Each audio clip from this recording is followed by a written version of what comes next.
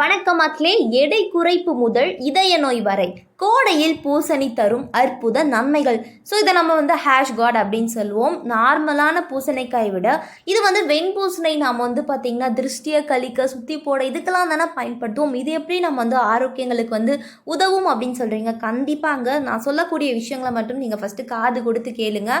இன்று பலரும் விரும்பி உண்ணும் உணவுப் பொருட்களில் ஒன்று பூசணிக்காய். இதில் பூசணிக்காயில் ஹல்வா, பூசணிக்காயில் ரைத்தா இது மாதிரி எல்லாமே செஞ்சுட்டு இருக்காங்க. வெண்பூசணியை குறிப்பாக நீங்கள் கோடை காலத்தில் பயன்படுத்துறதுனால உங்களுக்கு பல்வேறு நன்மைகள் கொடுக்கும் அப்படின்னு சொல்கிறாங்க. ஸோ அதை பற்றி தான் பார்க்க போகிறோம்.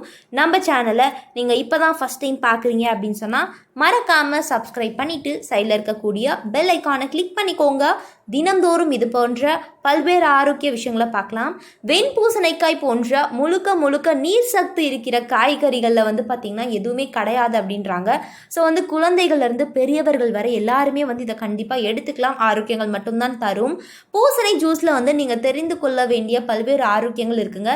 ஸோ பெரும்பாலான நாகரிகத்தில் சொல்லுவாங்க, ஸோ வாழ்க்கை நல்லா இருக்கணும் அப்படின்னா நீர் சத்து நார் சத்து உள்ள உணவுகளை எடுத்துக்கணும். அதே மாதிரி நீங்கள் இந்த வெண்பூசணி ஜூஸ் கேள்விப்படலனாலும் சரி இதுக்கு மேலே குடிச்சிட்டு வாங்க. தினமும் காலைல வெறும் வயிற்றில் பூசணி ஜூஸ் குடிப்பது உடலில் உள்ள நச்சுக்களை நீக்க உதவுது அப்படின்றாங்க. இரும்பல் மற்றும் சளி போன்று மாறி வரும் காலநிலை நோய்களுக்கு சிகிச்சை அளிப்பதற்காக மருந்தாகவும் பூசணி பயன்படுத்தலாம். இதில் பார்த்தீங்கன்னா மிசோரமில் லுசி போன்ற பழங்குடியினர் கடுமையான வயிற்றுப்போக்கு போன்ற பிரச்சனைகளை சரி செய்த பூசணி ஜூஸை பயன்படுத்தியிருக்காங்க அப்படின்னு சொல்கிறாங்க. பூசணிக்காயில் கலோரிகள் மிக குறைவாகவும் நீர் சத்து அதிகமாகவும் இருப்பதனால கூடுதல் எடையை விரைவாக குறைக்க இந்த ஜூஸ் உதவுது. இதில் நார் சத்து நிறைந்திருப்பதனால நீண்ட நேரத்திற்கு பசியை தூண்டுறது கிடையாது. அதனால் உடலில் உள்ள கழிவுகளை வெளியேற்றி விரைவாக எடையை குறைக்க உதவும் அப்படின்றாங்க. அதுக்கப்புறம் பார்த்திங்கன்னா நிறைய பேருக்கு குளிர்காலமாக இருந்தாலும் வெயில் காலமாக இருந்தாலும் உடலில் உண்டாகும் அதிகப்படியான சூட்டின் காரணமாக நிறைய உடலில் பிரச்சனைகள் ஏற்படும்.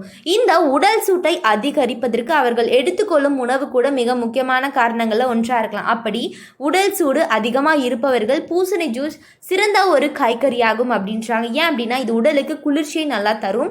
இது நீர் சத்து நிறைந்த உணவாக இருப்பதனால உடல்ல சேரும் தீங்கு விளைவிக்கக்கூடிய ரசாயனங்களின் விளைவை கட்டுப்படுத்தி அஜீரணம் மற்றும் வயிற்றுப்புண்கள் ஏற்படாமல் தடுக்க உதவுகிறது அப்படின்றாங்க.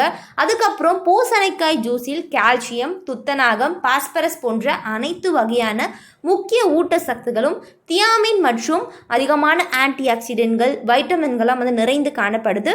பூசணி ஜூஸ் ஆற்றல் மட்டங்களை பெரிதும் அதிகரிக்கிறது. இது உடலை ஏற்படும் சோர்வை போக்கி புத்துணர்ச்சியுடன் வைத்திருக்க உதவுது அப்படின்னு சொல்கிறாங்க.